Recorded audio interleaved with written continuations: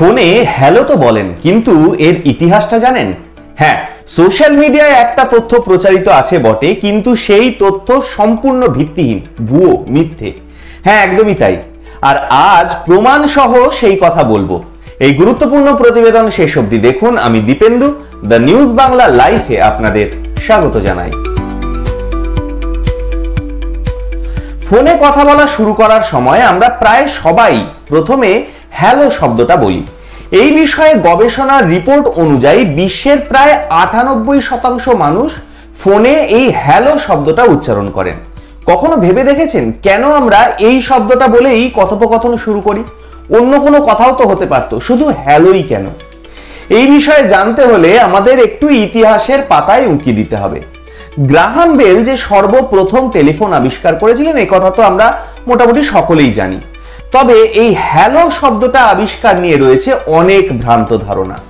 Social মিডিয়ায় অনেকেই মনে করেন বা বলে থাকেন যে গ্রাহাম বেলের প্রেমিকার নাম ছিল নাকি হ্যালো। প্রেমিকার প্রতি নিজের ভালোবাসা প্রকাশের নিদর্শন স্বরূপ টেলিফোন কলের উত্তর দেওয়ার জন্য এই শব্দ ব্যবহার করতে গিয়ে বেল তার প্রেমিকার নামই ব্যবহার করেছিলেন, যাকে পরবর্তীকালে তিনি নাকি বিয়েও করেছিলেন। তবে প্রচলিত এই ধারণাগুলো পুরোপুরি ভুল। আলেকজান্ডার গ্রাহাম বেল যাকে বিয়ে করেছিলেন তার নাম ম্যাবেল গার্ডিনার হুবার্ট। আপনাদের বিশ্বাস না হলে দেখেও নিতে পারেন গুগলে। তাহলে কিভাবে শুরু হলো এই হ্যালোর যাত্রা? টেলিফোনে মানুষের বলা সর্বপ্রথম কথা হ্যালো ছিলই না। টেলিফোন আবিষ্কার হয়েছিল 1876 সালে। আর এর ঠিক এক বছর পর অর্থাৎ 1877 সালের 10ই মার্চ আলেকজান্ডার গ্রাহাম বেল সর্বপ্রথম তার সহকারীকে ফোন করেছিলেন। কিন্তু সেই কথায় তিনি হ্যালো বলেননি। সেই সময় তিনি সম্ভাষণের জন্য আহাওয়াই শব্দটা ব্যবহার করেছিলেন। এই শব্দটা বেশ কিছুদিন ব্যবহার হয়েছিল টেলিফোনে সম্ভাষণের জন্য। গ্রাহাম বেল টেলিফোন আবিষ্কার করলেও হ্যালো বলার প্রচলন তৈরি করেছিলেন অন্য এক ব্যক্তি, আর তিনি বিখ্যাত বিজ্ঞানী এডিসন, বৈদ্যুতিক আলোর আবিষ্কারক টমাস আলভা এডিসন।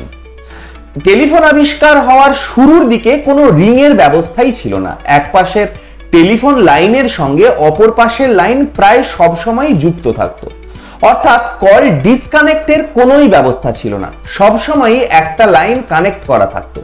প্রয়োজনের সময় কথা বলা হতো দুই পাশ থেকেই। সেই সময় এক পাশের ব্যক্তির সঙ্গে অপর পাশের ব্যক্তির কথা বলার সময় কথোপকথন শুরু করার জন্য সম্ভাষণের প্রয়োজন দেখা দিল। এরপর 1877 সালের 18ই জুলাই Thomas Alva Edison principle of recorded sound আবিষ্কারের পরীক্ষা নিরীক্ষার কাজে তিনি যে শব্দটা বারবার উচ্চস্বরে ব্যবহার করছিলেন তা হলো এই হ্যালো। আর এই শব্দটাই তিনি প্রথম তার উদ্ভাবিত পেপার সিলিন্ডার ফোনোগ্রাফ যন্ত্রে রেকর্ড করেছিলেন।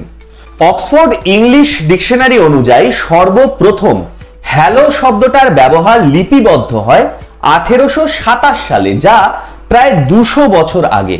পুরনো অনেক নিয়ম বদলে গেলেও সবকিছুর বাধা পেরিয়ে আজও সারা বিশ্বে ফোনে সম্ভাষণের প্রচলিত শব্দ হয়ে থেকে গিয়েছে এই হ্যালো, যুগের সঙ্গে তাল মিলিয়ে যা আজও অপরিবর্তিত হয়েই থেকে গেছে।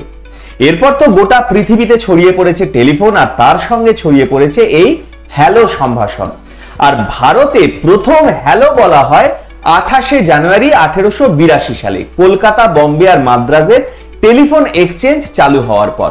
আর সেই হ্যালোটা বলেন তৎকালীন British governor general member major ই বেয়ারিং। ছোট্ট শব্দ হ্যালো, সেই নিয়েই কত ইতিহাস।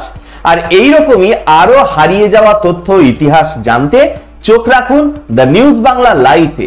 আপনাদের মূল্যবান এবং গুরুত্বপূর্ণ মতামত জানান দ্য নিউজ বাংলা লাইভের কমেন্ট সেকশনে। আর দেখতে থাকুন দ্য নিউজ বাংলা লাইভ।